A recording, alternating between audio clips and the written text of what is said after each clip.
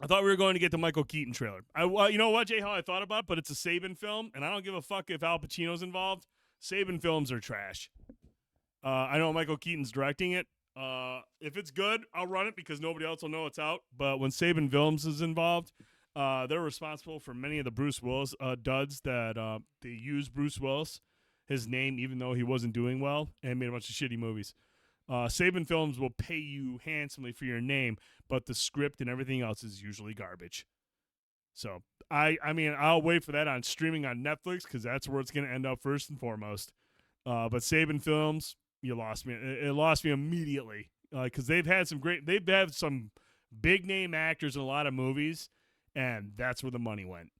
Not the script, not the production, not the production value. Everything is just low budget. Which sucks because I love Michael Keaton, which surprised me that Michael Keaton's already doing Saban film movies because he's still pretty hot right now, especially with Beetlejuice 2 coming up. I guarantee you Saban Films is probably pushing this movie out now because he's hot and he's getting hot. And they're like, hey, let's make some money on his name. Bank on it now. There you go. Al Pacino is just kind of like, I love Al, but he's one of those actors now where he's just kind of like there to get a paycheck. Exactly. You know, he's Al Pacino. He's going to show up and get a paycheck. Hoo-yah! All right, Tone, final topic of the night. Yeah. Mission Impossible Dead Reckoning Part 1. Yeah, we're only 6 or 7 months late on this one. Yeah, I feel like when this came out, we were really busy parts of like last summer. I was in the middle of moving, had a lot of shit going on. Yep. And, you know, at that point, we were just like, you know what? I felt shitty about it, man, because I fucking love We were Fallout. so hyped. I mean, the whole series itself is on an upward trajectory right. in terms of like the quality of the films and the stunts and whatnot.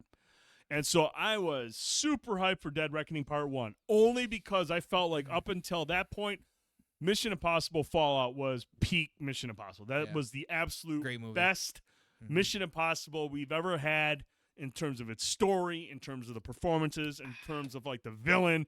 Obviously, you had I can't remember, something Harris. Sean Harris was the main bad guy. Henry Cavill was another bad guy. You had everything. Everything was there for Fallout. And even the ones before that, Rogue Nation and all those, everything leading up to that point has been really, really good Mission Impossible. And then Dead Reckoning, everyone's talking about, oh, he does a stunt where he drives a bike off a cliff. And I'm just like, man, this guy has no fucking limits. And I love Tom Cruise because he's willing to kill himself to make a movie, and I can get behind that. And then the reviews came out, and I was like, oh, Dead Reckoning is fucking hype. It's the best action movie of the year. And this, that, a lot of hyperbole. And I was like, okay, man, I got to see this shit. And, of course, we wait like fucking, 8 months to watch the goddamn thing. After watching it, I liked it. I didn't hate it. I didn't dislike it. But I do think it's a step back from Fallout. Like I said, I think Tom Cruise is masterful at what he does. I love his commitment to creating genuinely authentic stunts and excitement, and he does a great job with his productions to really put you in that situation. A lot of the cameras he uses, the camera work to really put you in that moment, and he does a great job at doing his own stunts, putting all the cast in these moments so you're just like, okay, I don't feel like they're faking this. I mean, Haley Atwell and Tom Cruise are in this car, and they could die at any moment if the stunt goes wrong. So you're doing all this stuff. So I appreciate that. I thought the story was good. I love the idea of a very dangerous AI. I thought that was a really cool way to do it because obviously AI is a big topic right now. So I really liked that. I thought it was really great. But there were some elements about the movie that I just felt like were a little bit forced or maybe a little too much.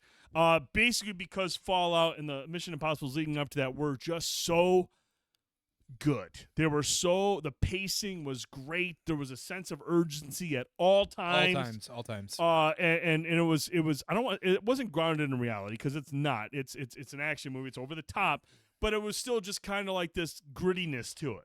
This workman-like grittiness to these stunts. And even a little bit more espionage. Yeah, a lot of espionage. That's a big thing for me. Yes, you got to have a lot of the dialogue going on behind. You can't have it all just be action. This was a lot in your face. Yeah, and this one does well with the espionage stuff. Like I thought it was really good. There are just some of the stunts that I feel kind of got a little bit Roadrunner Coyote or kind of just like really kind of into the silly nature of things. The biggest one for me is the car chase in Rome. When he's in the little yellow car, they really pushed the goofiness of that a bit much for my liking compared to other Mission Impossible movies. That was a big issue for me too. Huge issue. It's a dangerous situation, and Ethan Hunt is always in the most dangerous situations. And I felt like I get it at first when the car came up. Okay, that's funny. They're using this car, but let's get back to the high tension, the excitement, the thrills. And they really... It was a bit the whole fucking really time. Went hard with the bit. And I was just like, didn't really care for that. No. A lot of the other stunts are really good. And I don't feel like I'm nitpicking because I'm going based off previous Mission Impossible movies, especially this last 3 or 4, just really good action sequences with sense of urgency. There was none of that in this particular sequence, which was one of the big sequences. So, oh, dude, don't even... well, that one and that I actually kind of liked. I thought that was kind of Tell fun. me about the train scene that you didn't like. I didn't like where Ethan ended up after parachuting on the train. That was a little like, wow. Where moments ago he said, I don't even know if I can hit the train. Yeah. and of all the train area, very choice place to land. Comes through a window and makes a very heroic save. And I was just like, that was the point in the movie. I was like, okay, now we've hit like, okay, this is really kind of goofy. Like the AI thing he said is spot on. I love the AI stuff. Some of the action scenes like on the bridge were really cool. Yes. And gripping. You know, there felt like there was some urgency because of the choices being made there. But honestly, I did like the train car thing. It felt very like Uncharted game to me to some degree. Yeah. Dude, that had to have been heavily influenced by Uncharted too. But I definitely I didn't mind it because it felt like, to me, especially with the way it was working, like the way they showed the bridge crumbling, it all kind of made sense. So I didn't really. And it wasn't trying to be funny. It wasn't trying to it force this levity to it. Like I felt like okay, they could die here. Well, matter of fact, the part about that really stood out to me that I thought was really interesting and kind of a neat thought process was the cooking car, because of all the hot grease on the floor they were slipping. I thought that was a neat fucking thing. Yeah. So for all these like great little things they did, I can agree with that. I get that. I think the whole movie itself went a little. Yeah, like I know it was two parts, and you could tell because again, it just felt kind of strung out. There were too many down moments in the movie where normally all the other films feel like, you know, it's very Tom Cruise, like he's running all the time or something's going on, or you're on a time clock or whatever. Like, you know, you got a crazy AI thing. You're worried about this key. You're worried about all this stuff with Gabriel and all this other stuff going on, and it's like, man, like we're kind of fucking around a little bit. Like, was it necessary to do 2 parts? Like, and maybe when the second part comes up, maybe when they're mashed together, maybe it'll feel good. Answers a lot of questions. Maybe it will, but like, let's hope that they definitely answer some of these questions, because there certainly is some things that are a little bit head scratchy with especially a character that, you know. See, I love the AI. I love the threat of the AI, but at the same time, like first of all, like I love S.A. Morales. Okay, as Gabriel, he was phenomenal in fucking Ozarks. He's Del in the first season, and I remember watching Ozarks, and that first scene I was like, man, this guy is fucking terrifying. Like he just the actions, his portrayal, his performance. I mean, I was like, this guy is truly like menacing, and I'm scared of him. So when he gets pieced out in the first season at the end, when the old lady who's the meth dealer or whatever, she kills him, I was just like, oh. Yeah. It's like who's gonna be the big bad now? Right. Del is terrifying, and they basically go to S.A. Morales and say, hey, be fucking Del on a whole new like grand scale, world domination, or acting as some kind of like a servant to the AI. So I really like it, but the only problem with this character is I don't know who the fuck he is. You know, that you get a little bit of a hint as to his relationship with Ethan and how he played a big part of Ethan getting into after MI6. 8 films, we're finally finding out about this stuff. Like that, I mean, like that just seems so forced. It felt like rushed, and I feel like that's where you probably could have cut back on some of the action and built that up a little bit. Going in to understand it. Now, I understand it's 2 parts, and I'll next summer when it comes out, I think it's July 2025. We'll check it out next year. But I will see it, and I hope I get answers. But like, he's such a great actor, and he's just. I hope he doesn't get typecast as a villain going forward because he's just that good at it. But like, I was just like, okay, I don't know anything about this guy. I love some of the other things I love. Haley Atwell, I hope she becomes a staple in this franchise, which I think she will. I feel like they're. I feel like they kind of made that move because of some other things that happen in this film with other characters. But she, obviously, Haley Atwell, I've only ever known her as Peggy Carter. Mm-hmm. Well, it's Peggy. Okay, that's who she is. But in this movie, she is much more of a confident, I don't want to say anti-hero, but she's kind of like a bad guy who's like trying to figure out. Yeah, she's a tweener. But she's got this confidence, and she's very capable.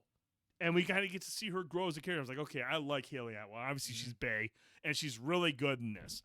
And then old girl, I didn't real. At first, I was just like, you didn't realize it was Mantis?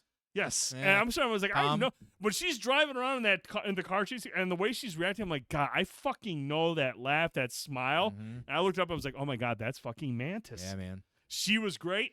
Mm-hmm. I love the fact that they brought back Kittredge from the very first Mission Impossible. Henry Czerny is back as Kittredge, playing both sides, trying to figure out where is he gonna fall with everything. Carrie Elwes was in it, kind of a scumbag, kind of gets his comeuppance. But overall, like, I thought it was a good film. I just thought it was a little long, and the story wasn't as fleshed out as something like Fallout. I thought Fallout was a tightly created movie. It was really fucking well done story-wise. Yeah. The villains were awesome. The action sequences were fucking awesome. This one felt like they wanted to go bigger and better, and I feel like at that point you're kind of like getting outside of what makes it so good. You sacrifice. It just felt like there was just too much. I don't want to say downtime, but I felt like there was downtime. Like the car chase where they're like, well, it's a 2-parter. Let's make this car chase really fucking long and fun. Like, God damn it, dude! Like, come on, like those there are segments in between those where they could have really built on Ethan's past and whatnot. Yes. Because especially if it's a 2-part series, I'd rather get some stuff up front to know why Gabriel is such a threat, why I should be terrified of him. Tell me about Gabriel a little more, Ethan. Luther Vickle. But no, I didn't hate this movie. I enjoyed it. Correct. But I do feel like Absolutely. it's a step back from Fallout. That's a how step I feel down too. from Fallout. I'm still excited for the next one. Yep, I'll see the next one. I think we're pretty much on the same exact page on this movie.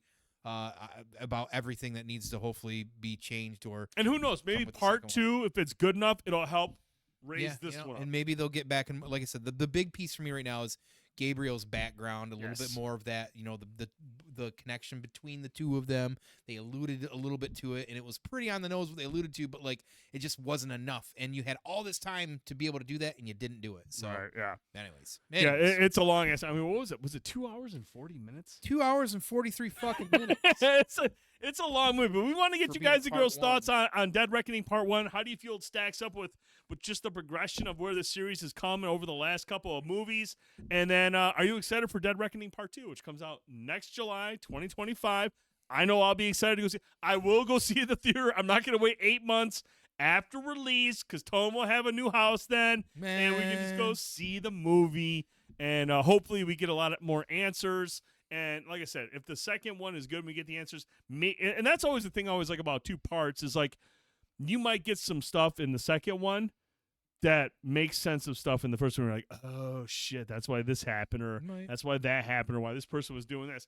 I don't mind that stuff. So hopefully the second part is a little bit more focused and they don't lean too much into levity. I do know that after this movie came out, the studio has already come out and said, due to several of the movies, not just this one, but other movies, they are going to reduce the budget a little bit because it didn't make as much as they had. I mean, it made a lot of money, but it wasn't like where it needed to be in terms of its budget. So I think this one will be a little bit more focused. It's not going to be so over the top with the action and the stunts, which is good. I'm fine with that. I want some of that espionage.